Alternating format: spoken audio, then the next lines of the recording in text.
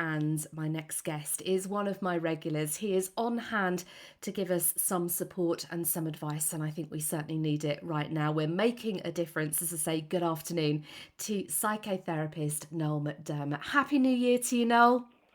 Thank you. Happy New Year to you, Sylvie. I hope you had a Oh, nice bless time. you. Yeah, thank you so much. And really good to have you on the radio again in My pleasure. 2021. Yeah. It hasn't started brilliantly, let's be honest, has it? You know, we're into this lockdown. Not great It's at all.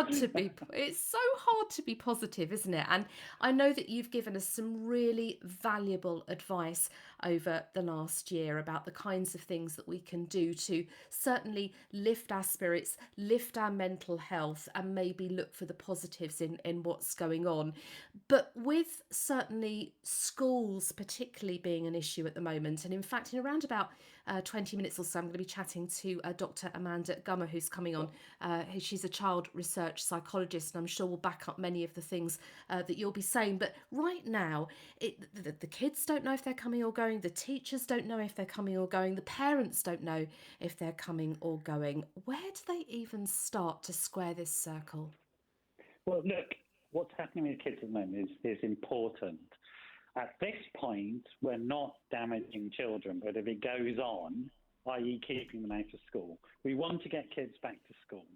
And the proposal is the first half of the term to get us on top of the second wave of the pandemic. Now, second waves always are bigger.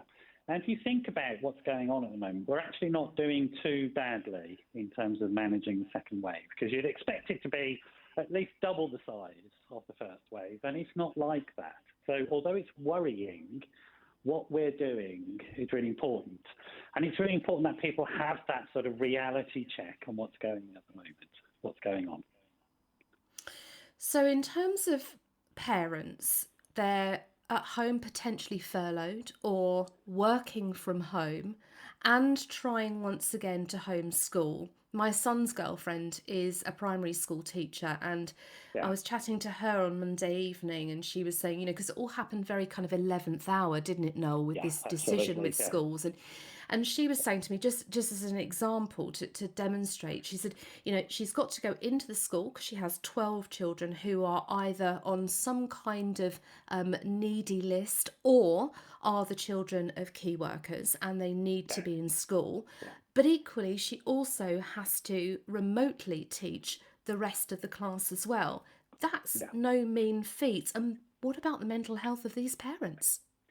It's really, really tough. What I'm advising everybody to do is if you're back into this situation, remember the advice we gave out when it first started, is lower your expectations of how many bases you can cover and get back to the really core activities of just making sure you're okay. Don't worry about your children's development. Don't worry about their exams. The schools will pick that up. They'll sort that out when we get back to normal, and we will get back to normal. For now, just focus on your health and well-being, your mental health, your stability, and that of your children. So regular routines, good meal times together. If the school work slips, it slips. Where you've got schools supporting you with online stuff, great. But even that, I would encourage you to just think, well, you know what, it's not great at the moment, and we want to focus on our health and well-being more than anything.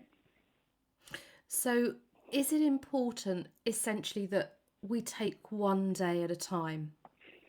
Absolutely, absolutely. It's one of the biggest tools we've got is what we call the here and now.